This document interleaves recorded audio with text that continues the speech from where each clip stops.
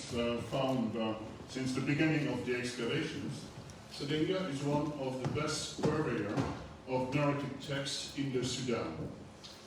So the site is located in Middle Nubia, between Sinai and Soleb.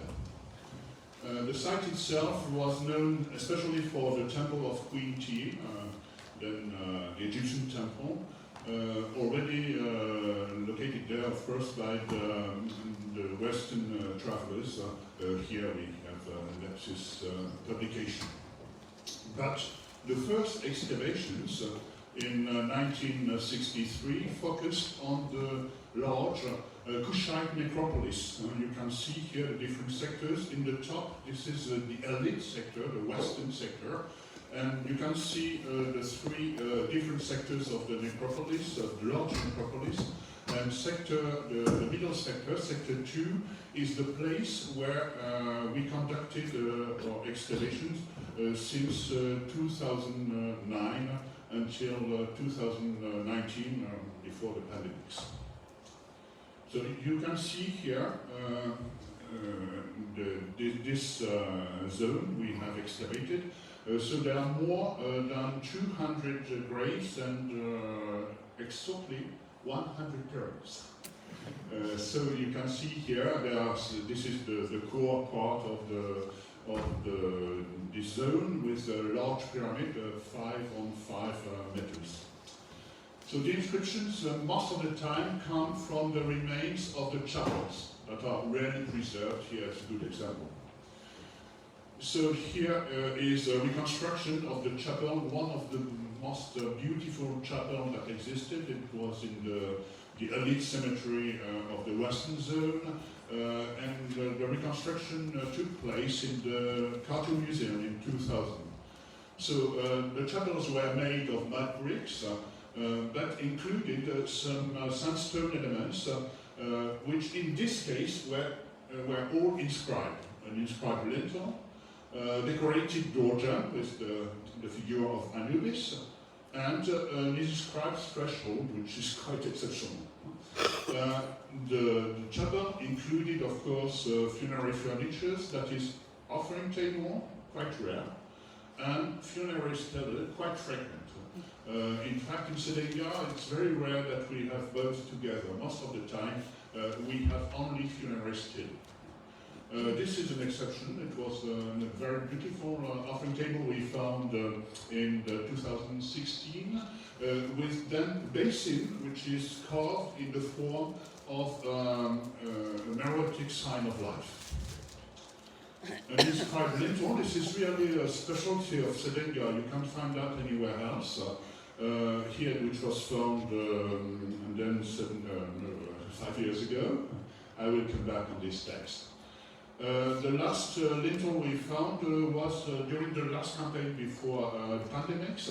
This is probably the most ancient inscribed lintel with calligraphy which goes back to the time of Queen Amani Shaketo, or maybe Nawidema, that is the beginning of the 1st century AD. So, as I told you, funerary stele are most common. Here, one we found just at the beginning of the excavations under my direction. A bit later, then we found those beautiful stele which have preserved a part of the pigments. Another here, which was made in Tour from the temple of Queen T. And of course, the star of the narrative stele in صادينقا, you can see it on internet everywhere, of course, without reference or any copyright.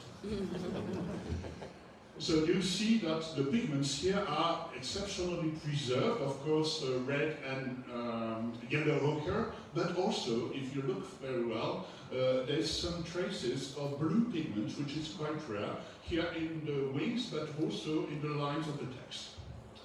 So the economical situation of صادينقا, as you can see, صادينقا couldn't rely on agriculture for its wealth. There's just a short, very narrow green ribbon along the Nile, so no cattle tending was really possible. and of course crops were quite meager. So where was coming this wealth from? In fact, if you look at the location of صادينقا, you can see that it is the westernmost city of the Meroitic kingdom. And this is from this location that they got their wealth, because it was at the crossroads of the caravans connecting the Mediterranean, especially the region of Alexandria, to the products of Inner Africa, because it was really at the crossroads of the roads coming from Darfur and Kordofan and from Inner Africa to the Nile. Not a long time ago, we could see camels, hundreds of camels coming from Darfur and taking this portion of the 40 days road, the Dar de la Baïn. But of course, in antiquity, it was with donkeys. We have found, since the beginning of the excavation, many products coming from Alexandria. This is probably the case of this famous painted fruit glass. There are two of them, one in the Cartoon Museum. These were our predecessors, but for our own excavation, we have, for example, this really beautiful millefiori necklace, which was found just at the neck of a small infant, you know, in the necropolis. So in the text, there is a title, which is Arriveta, which probably means tax director, and must be, of course, in connection with this role of صادينقا as a crossroad. You can see she's just an excerpt. She was the wife of an Arriveta, he was Arriveta, صادينقا, etc. So this word could be translated thanks to the Tamis graffito in Philae, where you have a variant, Arrivetake, which is used for somebody who is measuring for the temple of Isis with the great measure, that is checking the taxes for the income of the temple of Philae. Administration, so صادينقا is a nome of the Meroitic administration. Here is the list of the Nubian nome in Philae, the first list in the time of Ptolemy II, which was studied already partly yesterday by Audrey Heller. And you can see صادينقا here, written It-T, it's not It-Fi, as you can find in the, for example, the Fantasy Historia in Google. And also the node which is just in front, you know, on the other bank, which is Tawach in Egyptian and Tawete in Meroitic. So here is a reconstruction of the administrative, the administration of Nubia with different nomes, as you can see.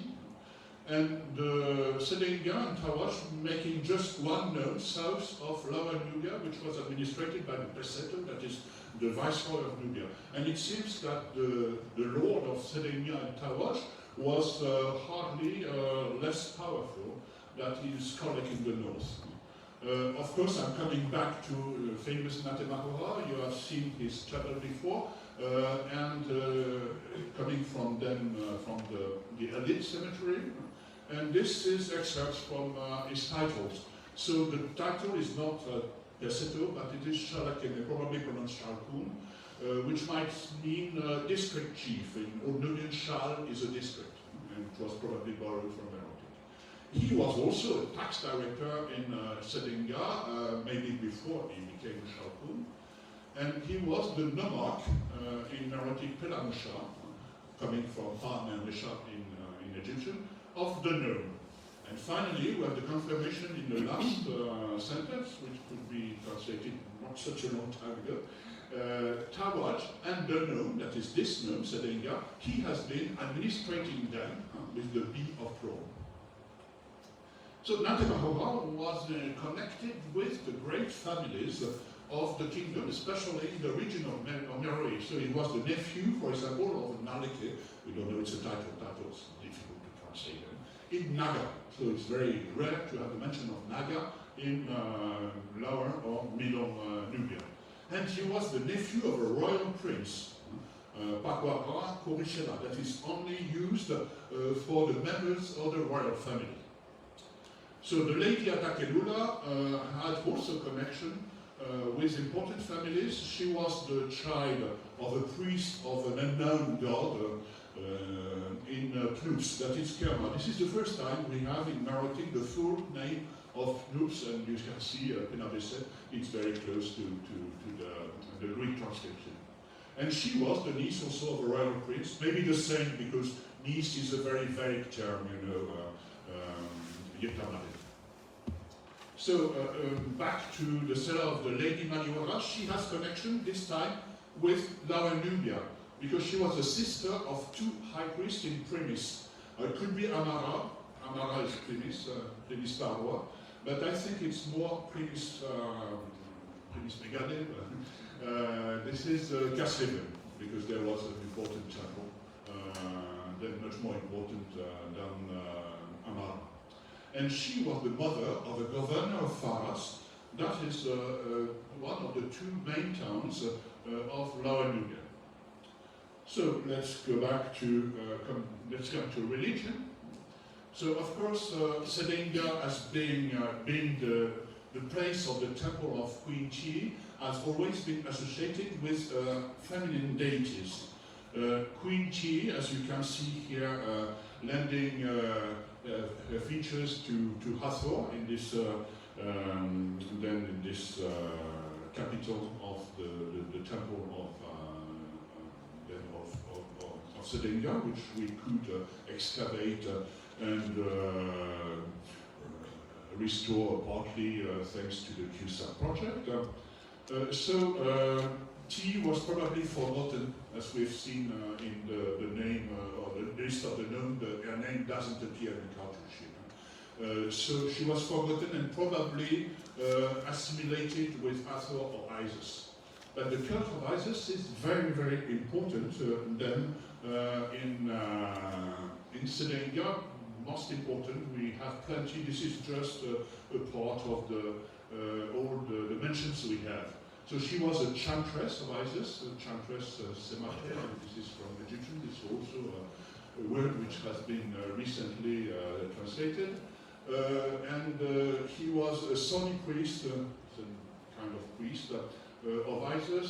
She was the niece of a prince of Isis. I don't know what is this prince, which is mentioned 2 times, you see in different inscriptions, but it's not, of course, nothing to do with the royal prince we have seen before. It's a kind of sacerdotal title, but still very obscure.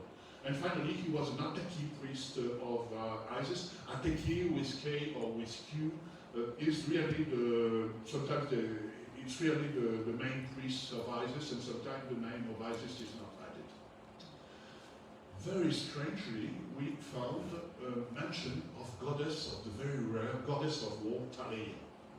So she was the sister of a Madeka priest, very common, in Sadinga, of Taleya.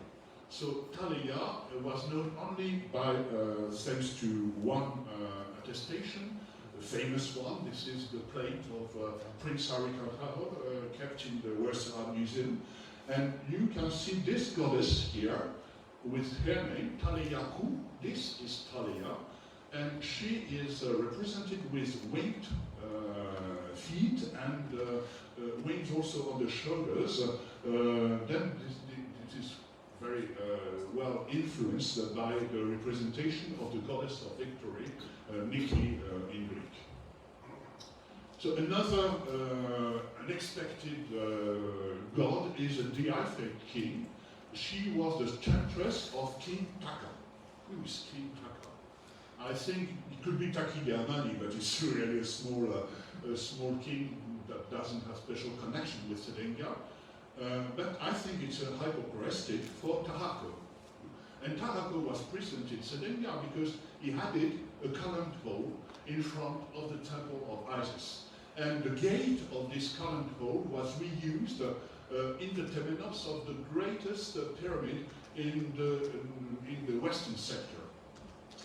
So I think really it's Tahako, and it would be nice to have this connection between the 25th dynasty and the Neurotic times. landmark in the discussion we will have tomorrow for the emergence of the Kingdom of Meroe, considering the difference with Napata.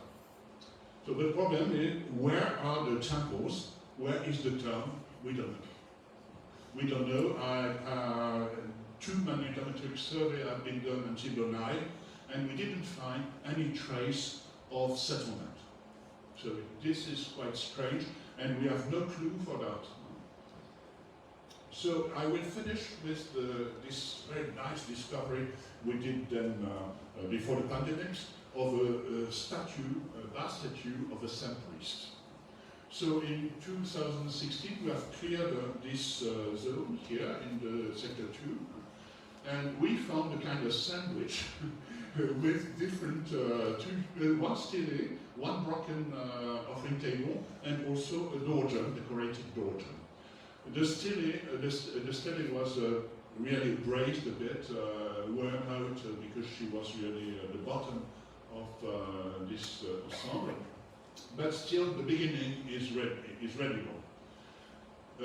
Some years after, we finally could excavate the tombs in this zone, and we found first the statue, the head of the statue in 2018, and finally, unexpectedly, because we have plenty of heads without bodies and bodies without heads. And this time we were as lucky as to find both not in the same tomb. It has been broken by plunderers, probably afraid of that, and really thrown in different tombs around.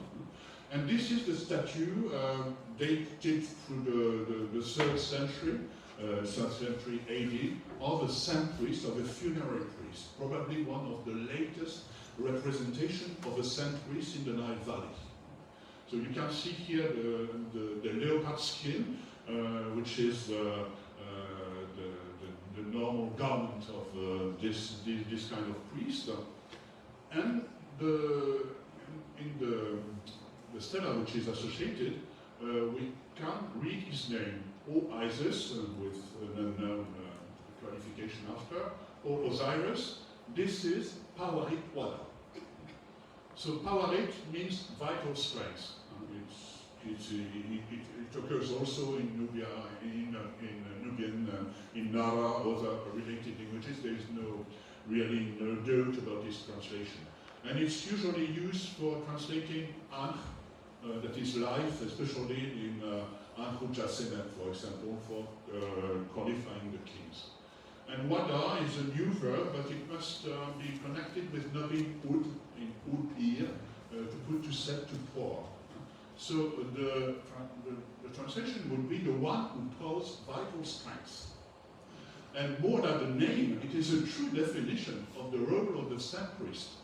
But as frequently in the Meroitic kingdom, a title or nickname can become the official name of a person. For example, in the stela of Atakelula, the mother is called the one who likes a good meal. And this is probably a nickname which became an official name. Another inscription in صادينقا is for a lady which is called Adala. And Adala means the grandmother. It's probably, it was not her birth name. So you can see that there is a kind of fluidity in the attribution of names in Meroitic. Thank you. And thank you to the organizers.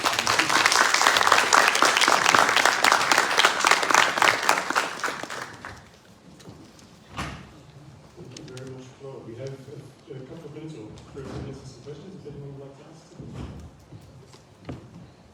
Thank you very much for the presentation. You mentioned the fact that you didn't find not yet the temples or the city, and I was just wondering, is it possible that it was closer to the river of the Nile and that there might have been some erosion or something like that? The idea of my predecessors was that there had been a terrible flood, destroying the temple of صادينقا and the temple of Solet, and that it took off all the remains, and that would be one of the reasons why we can't find the tomb. But in fact, they just noticed that the temple of صادينقا, the circulation level of the temple of صادينقا is nearly 2 meters above the the present level, you know.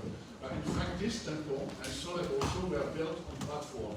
So that's the main reason. So to know, for the time being, we went until the 9, and the 9 is not so close, and we didn't find anything. For the time being, I really have no idea. I even thought that maybe it was on the other bank, but there had been the survey, the Maha survey over there, and they didn't, you know, such a city, because according to the, if you see the huge cemetery, you were expecting a large city. And the large city would leave some remains, but in Sawarda, which is just in front, there is nothing. So for now, it's a complete enigma.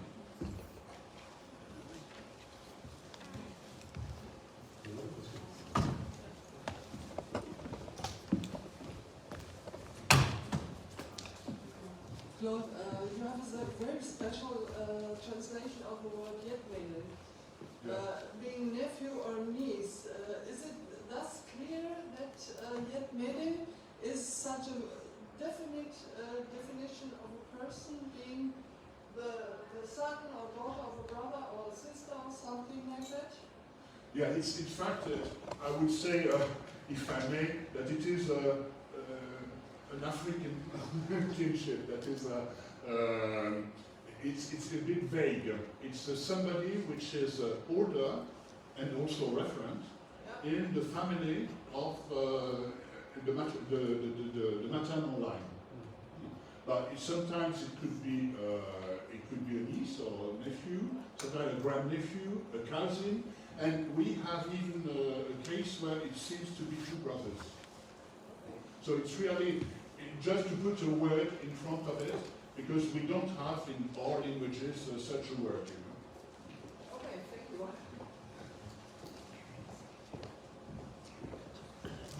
Any questions?